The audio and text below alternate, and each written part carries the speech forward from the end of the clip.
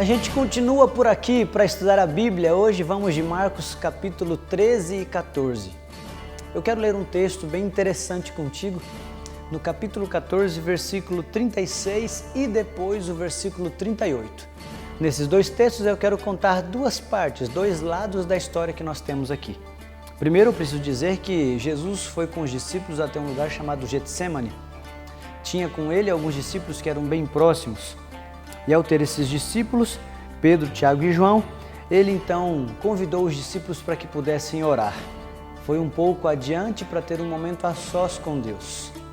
Esses dois lados da história são bem interessantes, até instigantes, porque a gente olha para a reação de Pedro, Tiago e João de uma forma e a de Jesus de outra maneira. Vamos começar pela parte de Jesus. O versículo 36 diz: E dizia: Abba, Pai, tudo te é possível. Passa de mim este cálice, contudo não seja o que eu quero, e sim o que tu queres. Era como se Jesus estivesse dizendo: Senhor, está difícil, está complicado, é um fardo pesado. Se tiver uma maneira de resolver isso sem eu sofrer assim, faça.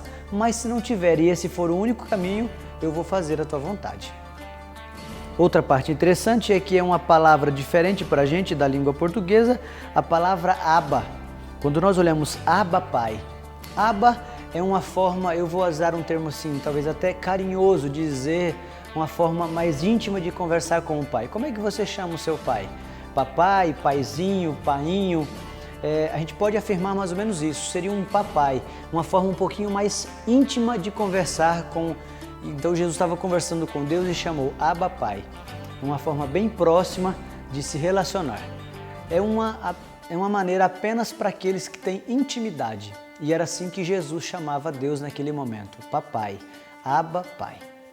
Em contrapartida, os discípulos que foram convidados por Jesus para irem até o Getsemane e também orarem, Jesus por duas vezes voltou e encontrou eles como? Dormindo. E em uma das vezes, Jesus disse assim no versículo 38 para eles: Voltando, achou-os dormindo e disse a Pedro: Simão, tu dormes, não pudestes vigiar nenhuma hora? E o versículo 38, vigiai e orai, para que não entreis em tentação. O espírito, na verdade, está pronto, mas a carne é fraca. E com essa eu coloco o outro lado da história, de que é a figura dos discípulos que dependiam muito de oração e não estavam orando. Jesus disse: orai para que não entreis em tentação. Como missão de hoje, eu queria que você pudesse fazer duas coisas. Primeiro, tirar um tempo mais perto com Deus. E procure ter uma forma íntima, Abba, Papai, uma forma íntima de conversar com Deus. Feito isso, ore muito e escolha uma tentação que você tem para vencer, assim como Jesus disse para eles: orai para que não entreis em tentação. Faça isso, eu tenho certeza que vai ser importante cumprir a sua missão. A gente se vê amanhã.